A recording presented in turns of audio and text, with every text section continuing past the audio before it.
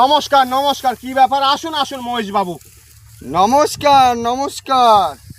তুমি তো দেখছি ভালো ফসল ফলিয়েছো, একদম গ্রিন করে তুলেছো, চারিদিকে সবুজ আর সবুজ। ঠাকুর এবার আমার দিকে দয়া করেছে। ঠাকুর ঠাকুর তোমায় দয়া করেনি, ঠাকুর দয়া করেছেন আমায়। আমায় এই সমস্ত জমির ফসল কেটে আমার গোলায় পাঠিয়ে দেবে। কি বলিস যতীন? আগে কর্তা নিয়ে নেন সব নিয়ে নেন। ও ছেলে দেখেন না আপনার সামনে কেমন কোমর দুলায়।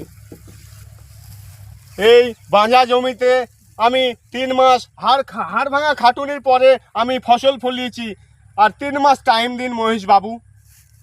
না না, তোমায় তো টাইম দেওয়া যাবে না। তুমি 3 মাস করে 3 বছর কাটিয়ে দিলে।